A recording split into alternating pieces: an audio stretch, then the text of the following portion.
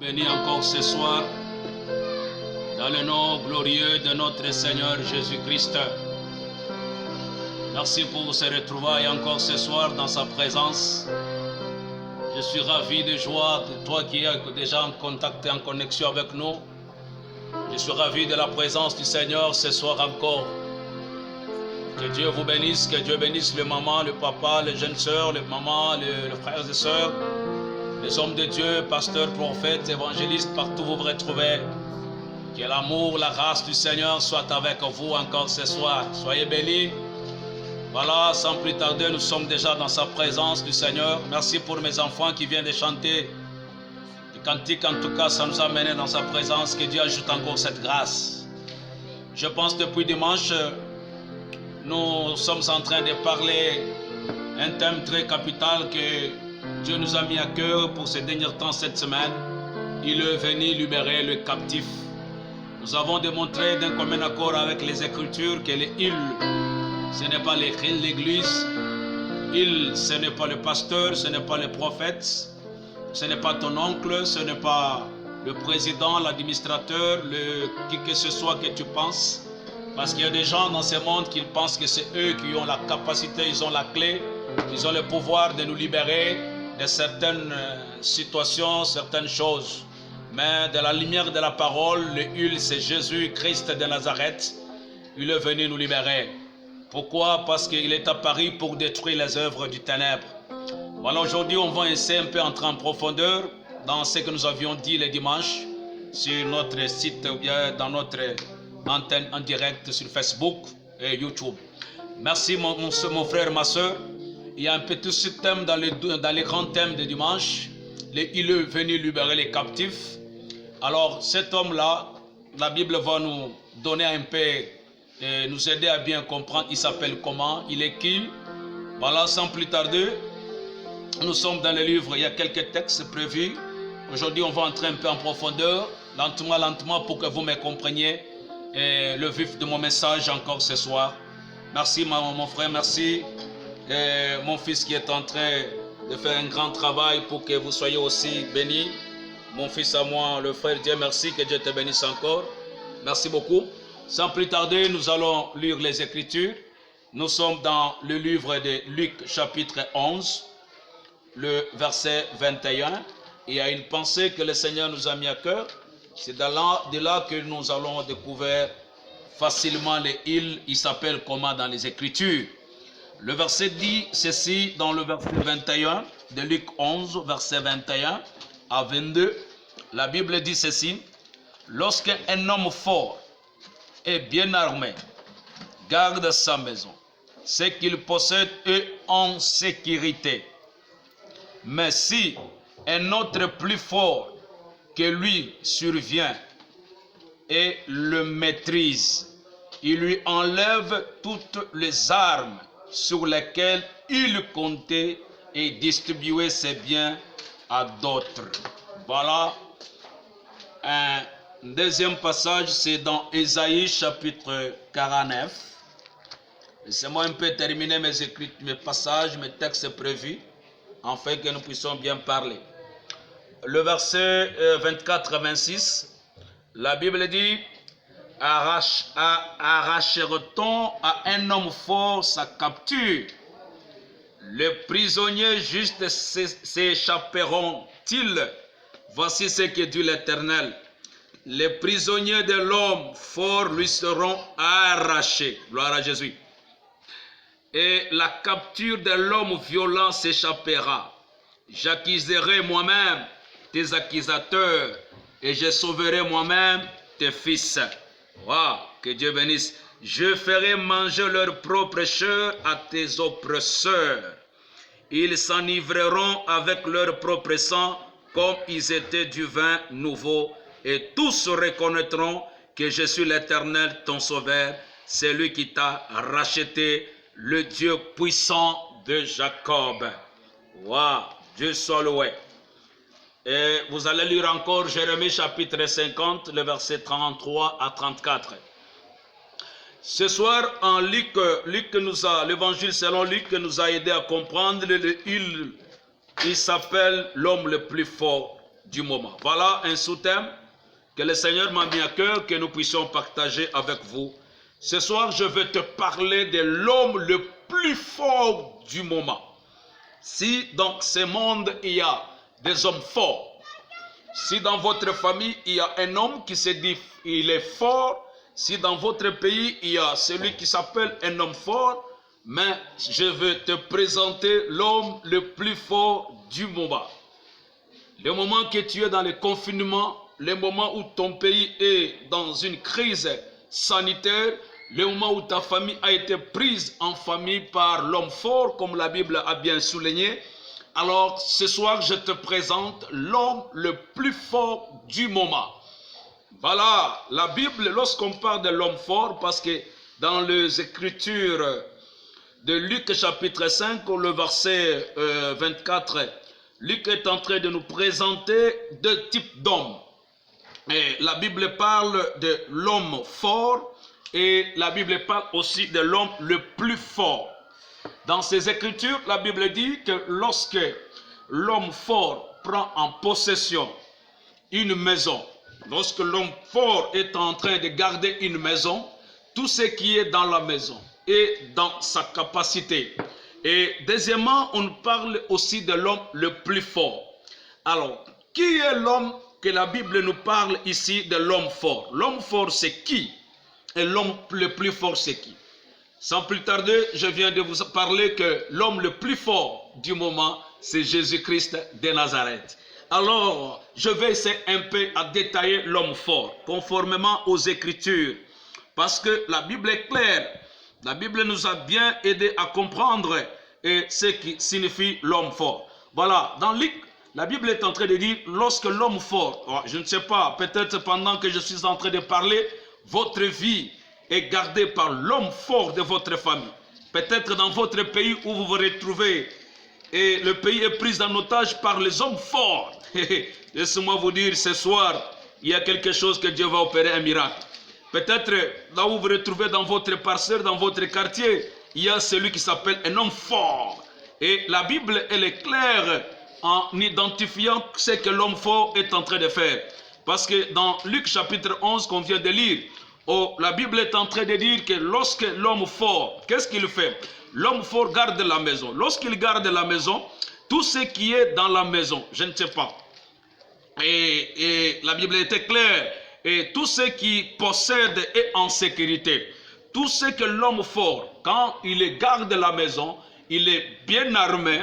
Et tout ce qu'il possède dans cette maison-là, les choses, les humains, l'argent, les animaux, tout ce qui est dans cette maison est en possession de cet homme fort qui est bien armé. Peut-être que vous êtes dans un pays, vous êtes parfois dans une famille où il y a quelqu'un qui s'appelle un homme fort. Et il garde cette famille. Et lorsqu'il garde la famille, tout ce qui est dans cette famille est en possession de l'homme fort. Et c'est lui qui est en train de commander. Et c'est lui qui a un mot à dire par rapport à ce qu'il possède.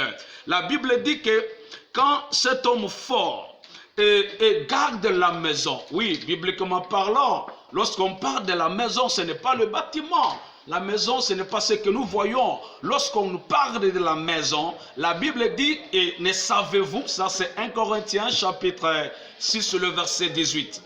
Là, la Bible nous dit, ne savez-vous pas que vos corps, eux, la maison, eux, le temple de Dieu. Et je suis en train de dire à quelqu'un que si votre corps est gardé par l'homme fort, qui est, la Bible est en train de nous parler, tout ce qui est en toi est possédé par cet homme fort. Donc celui qui a la capacité, qui a un mot à décider. Alors je suis en train d'aller vite dans cet enseignement et que tu me comprennes très bien.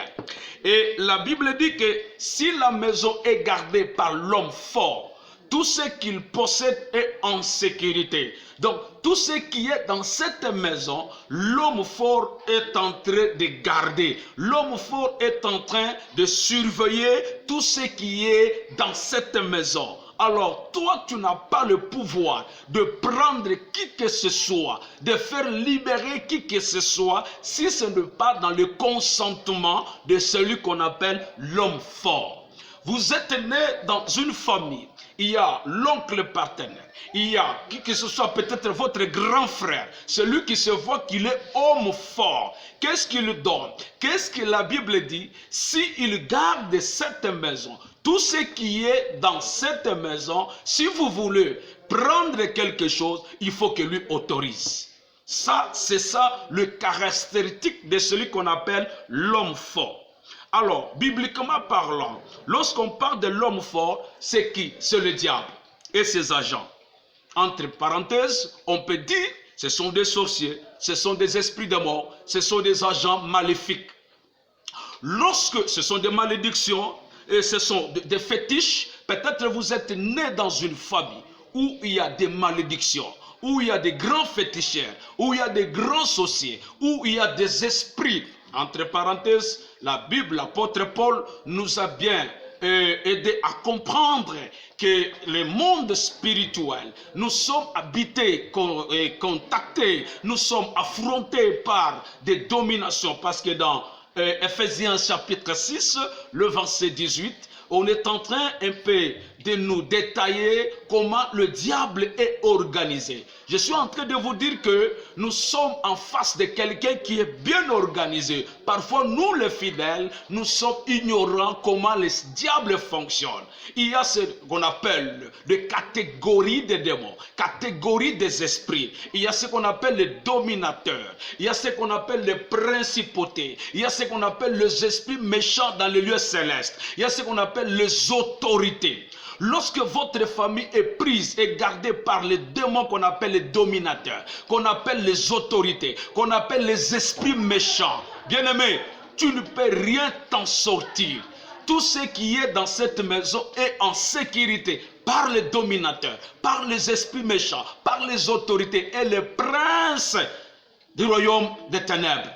Donc peut-être vous veniez dans cette famille, ou bien vous êtes dans cette famille. Je suis en train de vous assurer, je suis en train de vous donner des choses qui pouvaient, aussi longtemps que vous entendez, vous écoutez ces messages, il y a quelque chose qui est en train de se dégager dans le monde. Parce que l'homme fort, bien-aimé, il est en sécurité. Tout ce qui est dans sa juridiction est en sécurité. C'est pourquoi vous trouverez les gens, quelqu'un qui est évolué, quelqu'un qui a beaucoup étudié, mais comme il est mis dans la maison de l'homme fort de la maison, tout ce qu'il est en train de faire indépendamment de sa volonté. Pourquoi? Pour qu'il puisse émerger, qu'il puisse aller de l'avance. Il a fallu qu'il demande le consentement de l'homme fort de la famille, de l'homme fort du pays. Il y a des gens qui se nomment dans le pays, qui se nomment dans la famille, que c'est moi qui est l'homme fort. Et l'homme fort a la capacité de mettre des gens en prison. Peut-être ta vie a été mise en prison par un homme fort. Ça peut être votre père biologique, votre mère, votre grand frère, grande sœur, votre membre de la famille, celui qui s'appelle un homme fort. Il a pris tout ce qui est de la famille, la richesse, le mariage, l'élévation, la bénédiction, la stabilité, toutes ces choses qui pourraient, que Dieu a déjà préparées pour toi. Comme tu étais dans sa juridiction, tu étais dans sa maison, tout ce que toi tu possédais, tout ce qui est en toi est mis dans la prison. Et tu pourrais aussi me poser des questions. Comment je me suis retrouvé dans la prison? Et que signifie d'abord la prison? La prison, c'est une privation de tous les plaisirs de la vie. Vous voudrez faire quelque chose, on te prive de ça. Vous voudrez accéder à quelque chose, on te prive de ça. Tu es très intelligent, mais pour trouver le travail, tout un problème. Votre plaisir est privé. Peut-être vous vous êtes trouvé dans cette prison indépendamment de votre volonté. Et vous êtes en train de vous poser beaucoup de questions. La Bible nous dit quoi?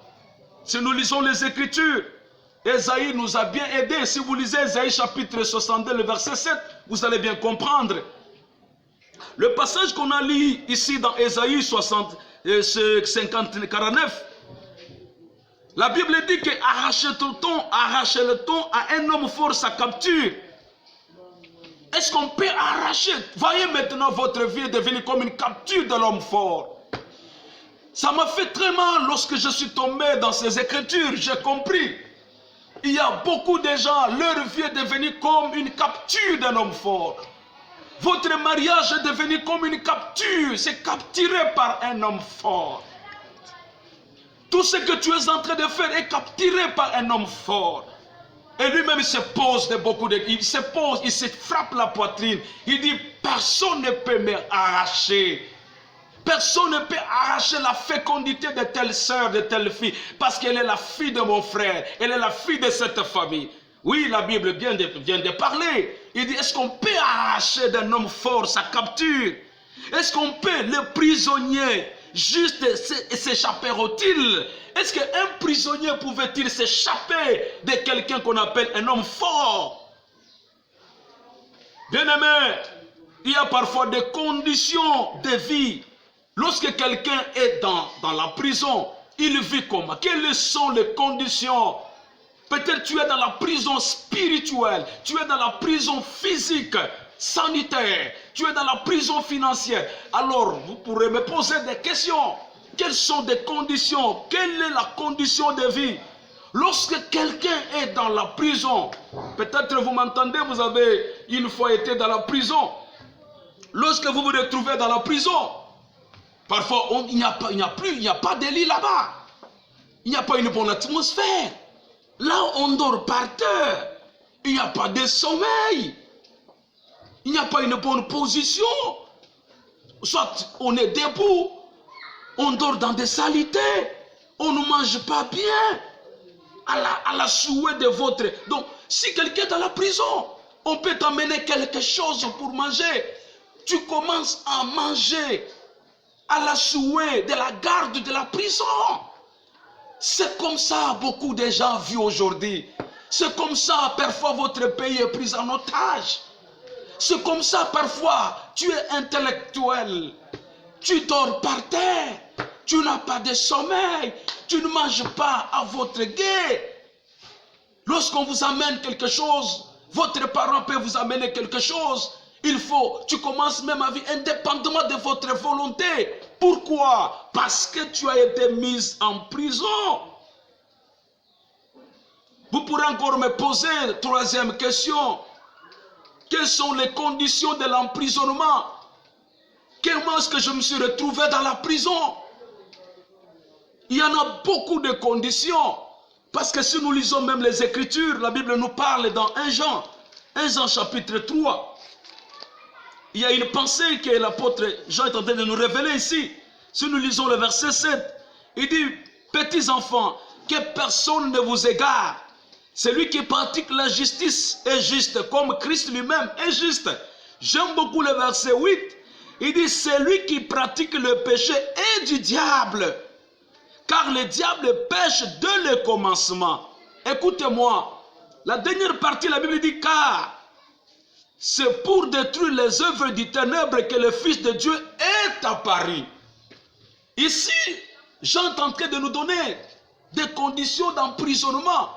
Lorsque quelqu'un ne marche pas dans la volonté de Dieu, lorsque quelqu'un se retrouve en dehors de la volonté de Dieu, c'est une porte où vous laissez que l'homme fort, qui est représenté dans votre famille par quelqu'un des mondes spirituels qui représente le diable, et lorsqu'il vient en toi, c'est pour te détruire, c'est pour te mettre dans la prison. Mais j'ai une bonne évangile, j'ai une bonne nouvelle ce soir.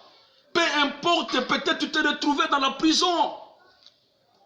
Si nous lisons dans Luc chapitre 23, le verset 17 à 20, il y a encore quelque chose là très important.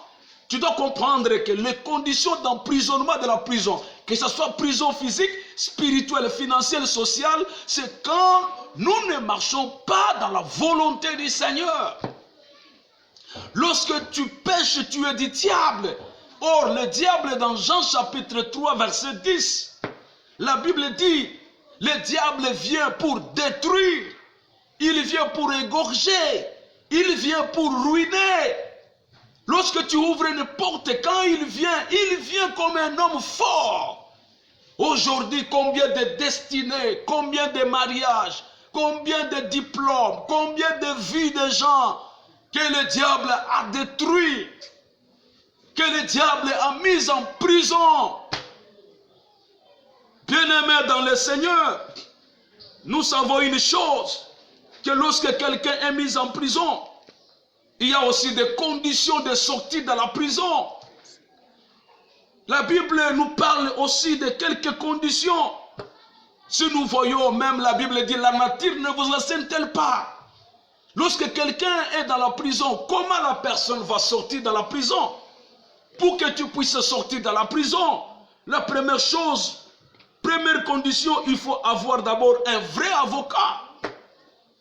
Si tu as votre avocat, or pour avoir un avocat, un défenseur judiciaire, ce n'est pas chose facile. Il faut lui payer. Il faut avoir un vrai avocat. Quelqu'un qui peut plaider pour toi. Quelqu'un qui peut commencer à plaider pour toi, à défendre votre cause. Et deuxièmement, il faut d'abord dépenser beaucoup d'argent. Parce que pour engager un avocat, il faut de l'argent. Il y en a beaucoup de conditions, mais je vous parle seulement de ces deux conditions. Il faut avoir un vrai avocat, quelqu'un qui peut défendre pour toi. Et il faut beaucoup dépenser, beaucoup d'argent. Voilà pourquoi je voudrais te dire, ça ce sont des qualités, des choses que l'homme fort peut faire et de laquelle manière vous vous êtes retrouvé dans sa sécurité. Et tout ce qui est en toi est en sécurité de l'homme fort. Mais la bonne nouvelle que je t'annonce, bien-aimé dans le Seigneur, tu peux être là, confiné dans la maison, dans votre pays. Il y a des gens, malgré le prix, malgré le cher Dieu, mais le diable les a mis en quarantaine, les a mis en prison. Je suis venu dire à quelqu'un, tu peux être dans la prison d'herbivores.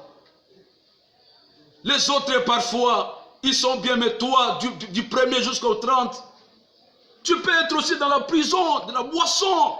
Tu peux être aussi dans la prison de la culpabilité. Peut-être tel que tu es ton mari est mis dans la prison, dans une bouteille. La famille est abandonnée, les enfants sont abandonnés. Parce qu'il y a quelqu'un, il y a une femme qui a pris ton mari. Il a caché quelque part. Elle se voit comme une femme forte. Mais la Bible nous dit que lorsque survient un homme le plus fort, je suis en train de venir vous présenter l'évangile, la bonne nouvelle que je vous présente ce soir, en est qu'il y a l'homme le plus fort. Bien-aimé dans le Seigneur, je ne sais pas, tu es dans quelle maison, tu es dans quelle prison. Tout ce qui te possède est sous sa domination. Ton argent est sous la domination de quelqu'un. Ton intelligence, ton diplôme est dans la domination de quelqu'un. Tu es pris en otage. Mais la Bible nous dit, le Fils de l'homme est apparu pour détruire les œuvres des ténèbres. Tu ne seras plus encore sous la domination de quelqu'un. Tu ne seras plus encore sous la domination, je ne sais pas de qui a dominé votre esprit, votre pensée. Bien-aimés dans le Seigneur, dans Colossiens chapitre 2, le verset 13 à 14, la Bible dit, Jésus est venu nous libérer. Il est venu nous délivrer. Il est venu de nous faire partir du royaume des ténèbres au royaume de la lumière. Je suis en train de vous dire, mon Jésus-Christ, ce soir, a la capacité de te faire sortir de là où tu es. Tu étais dans un royaume de ténèbres. Tu étais prisonnier quelque part. Et ce soir, il va te transporter. Il va te faire libérer. Parce que ta vie, tu n'as pas été créé pour rester dans cette vie-là. Le diable est bien organisé. Il est bien organisé. Il y a des chefs suprêmes. Il y a des diables. Il y a des agents nationaux, internationaux, provinciaux, territoriaux. tribales, familiales, que lui donne les rapports à son service. Il y a des choses, des diables organisés par-ci, par-là, dans nos familles. Il y a des agents qui donnent les rapports au diable. Ils se voient comme l'homme fort. Il y a des gens même qui commencent à se poser des questions. Pourquoi je suis né dans une famille comme ça? Bien-aimé dans le Seigneur, mais je suis venu te dire, il y a un homme le plus fort. C'est l'évangile que je t'annonce ce soir. Il y a un homme plus fort. Alléluia. Il est vivant. Il était mort. Il est ressuscité. Il est allé quelque part. Bien-aimé, même toi je te dis, ce soir, tu aussi, tu iras quelque part. Cet homme, il était né. Il est mort. Il est ressuscité. Il est allé quelque part. Toi aussi, tu étais né. Tu es quelque part peut-être mort. Je suis en train de dire, tu ressusciteras. Et tu partiras quelque part. Ta vie ne restera pas dans la tombe comme j'avais parlé le dimanche. Tu partiras de quelque part. C'est où? Là où Dieu a déjà préparé pour toi. Toi aussi tu iras quelque part. Je dis à quelqu'un, tu iras quelque part. Ton mari sortira de là où on l'avait mis. Il partira quelque part. Jésus s'est en approprié de tout ce qui était dans la maison. Et pour terminer, je pense que je vais compléter encore le jeudi. Pour terminer, la Bible dit, lorsqu'il survient l'homme le plus fort, j'aime ça, quand il arrive, qu'est-ce qu'il va faire avec l'homme fort? Je suis en train de te dire, ce soir, l'homme le plus fort, c'est Jésus-Christ de Nazareth. J'aime ce que la Bible dit, que lorsque l'homme le plus fort arrive, qu'est-ce qu'il doit faire dans cette maison? Est-ce qu'il va commencer à entrer déjà dans la maison? Non. Qu'est-ce qu'il va faire? La Bible a été claire. C'est pourquoi pendant que je suis en train de parler, l'homme le plus fort, il est avec moi. Il va entrer là où tu étais. Tu es prise comme en captivité. La Bible dit que lorsque survient l'homme le plus fort, mais si un homme le plus fort que lui survient, qu'est-ce qu'il va faire? Il doit les maîtriser. Deuxièmement, il doit enlever toutes les armes. Troisièmement, il doit les dompter. Et quatrièmement, il doit distribuer les biens des autres. Voilà ce que je vais te parler le jeudi. Mais pour aujourd'hui, la Bible dit que lorsqu'il survient, quand l'homme le plus fort arrive, il doit maîtriser l'homme fort. Je t'annonce une bonne nouvelle. Jésus-Christ va maîtriser l'homme fort de votre famille. Il doit maîtriser l'homme fort de votre pays. Il ne s'en sortira plus. Il ne peut plus encore commencer à commander dans votre vie. Il dit, il doit les maîtriser. Et après avoir les maîtrisé, il doit enlever. Il doit enlever toutes les armes sur lesquelles il comptait. Gloire soit rendue à notre Seigneur. Bien-aimés dans le Seigneur, ce soir, dans votre famille, dans votre vie, partout où vous vous retrouvez, peut-être tout autour de toi, dans votre famille, il y a des armes, il y a des représentations de l'homme fort. Mon Jésus va les enlever. Il doit enlever toutes les armes que l'homme fort comptait. Tout ce qu'il a mis dans votre famille, ça peut être des malédictions, ça peut être des choses, des paroles négatives. Ça pouvait être peut-être des choses qu'on a mises dans votre vie. Comme je t'aurais parlé le dimanche, que cet homme qui dormait dans la tombe était devenu comme un obstacle aux passagers, aux gens qui devraient quitter Galilée vers Jérusalem. Mais lorsque Jésus est arrivé dans cette ville, il a enlevé l'homme, il a enlevé cet homme qui était comme un obstacle commun. Je t'annonce dans votre boulevard, dans votre vie, dans votre église, dans votre famille, tout ce qui était comme l'homme fort, qui représentait les armes de l'homme fort, seront enlevées. Parce que dans 1 Jean chapitre 3 verset 8, il dit le Fils de l'homme est apparu pour détruire les œuvres du ténèbre. Toutes les armes de l'homme fort. Parce que Jésus l'a déjà maîtrisé à la croix de Golgotha.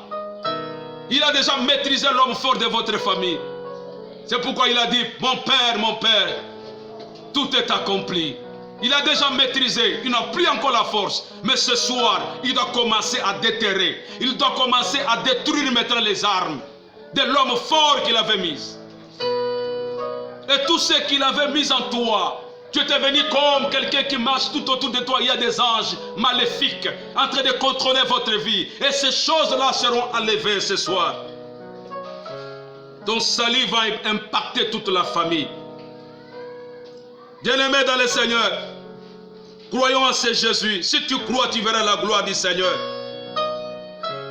Je suis venu te dire ce soir, le jeudi je te parlerai de quelle manière que cet homme, Jésus, va enlever les armes. De quelle manière il va commencer à distribuer tes biens aux autres. Tout ce qui t'appartenait à toi, parce que tu étais un prisonnier, il y a des autres qui se sont réjouis. Mon Jésus va les distribuer, il va les arracher. Et la Bible dit qu'il doit dompter, il doit maîtriser, il doit paralyser l'homme fort de votre famille. Il n'aura plus encore la force. Pendant que je suis en train de parler ce soir, lorsque Jésus entre dans votre vie, lorsque Jésus entre dans votre mariage, dans votre vie intellectuelle, l'homme le plus fort du moment, de plus que l'Amérique, de plus que l'Europe, de plus que ton président, de plus que ton roi, de votre papa, l'homme le plus fort, c'est Jésus-Christ de Nazareth. C'est lui qui a la capacité de maîtriser. Et je vais t'enseigner comment il va maîtriser. Il en a déjà maîtrisé. Parce que le diable n'a plus encore le pouvoir. Si mon Jésus était dans la tombe, là il ne pouvait plus encore maîtriser le diable, l'homme fort. Mais comme il a été ressuscité, c'est pourquoi je te dis ce soir, il est capable. Il a toute capacité